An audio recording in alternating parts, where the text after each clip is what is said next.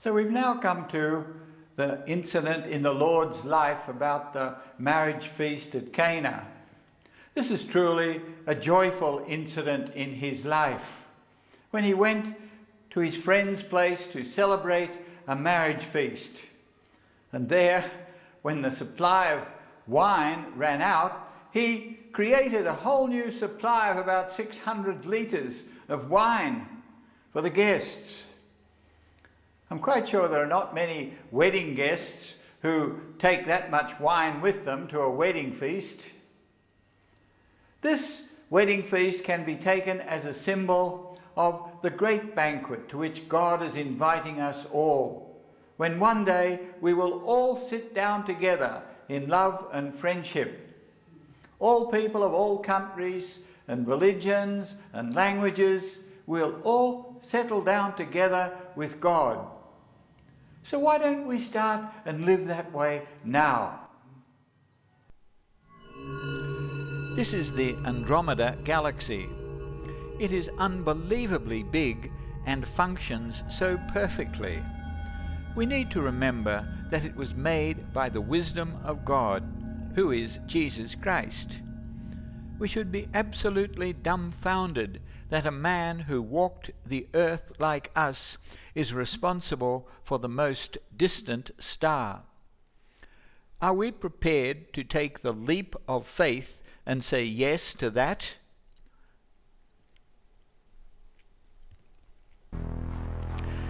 There was a revolt in heaven, and Satan and his evil angels fell down into our world to ruin it.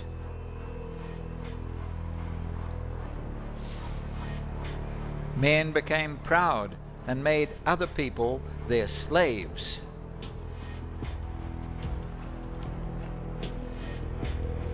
Men became so unhappy in their heart that they assuaged their pain by practicing cruelty on other people.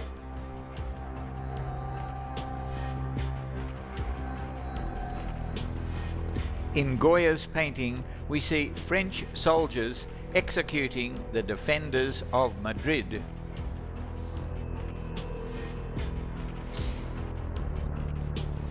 Van Bruegel's painting of the blind leading the blind can be taken as a symbol of how many people are being led astray by false values, a love of wealth, racial contempt for other people, corruption of sexual morals, contempt for God and His law.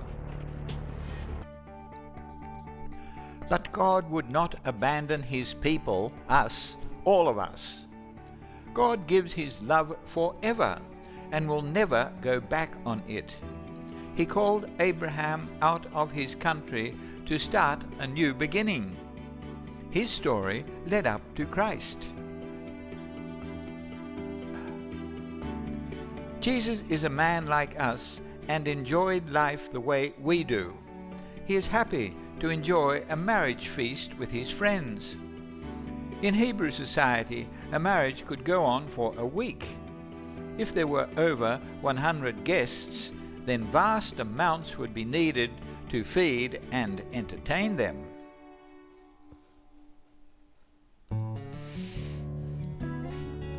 Mary welcomes her son, but has some bad news for him.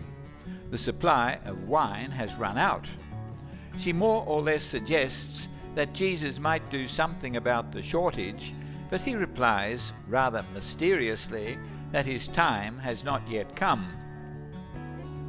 Mary brushes that aside, convinced that he will help people when they need it. She tells the servants to do whatever Jesus tells them to do, no matter what.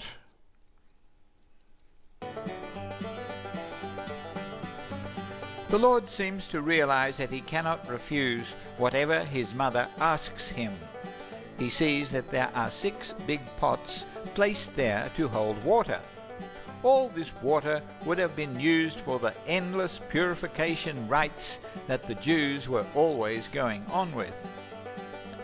The Lord tells the servants to take these 6 pots to the well and fill them with water. He tells one of the servants to take some to the host of the marriage feast.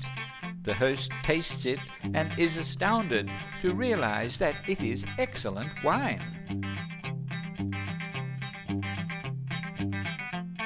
He thinks perhaps that the host had been tricking him and had been hiding this good wine till now.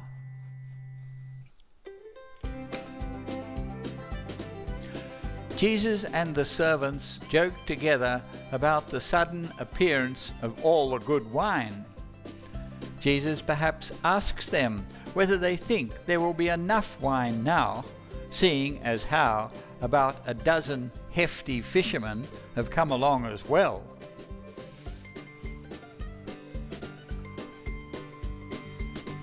The father of the groom happily invites everyone to enjoy themselves and to eat and drink as much as they like.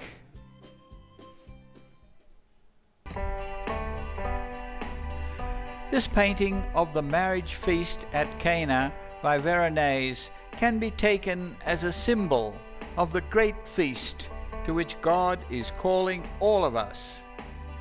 In it we see Christ, his mother, his disciples, and some of the great ones of the earth. Suleiman the Magnificent, King Francis I of France, Cardinal Pole, and others. The poor too are represented. The butchers cutting up the lamb behind Christ, the dwarf with his parrot, the musicians, the servants, and the riffraff clambering over the buildings to get a view. God is inviting all of us to his great feast.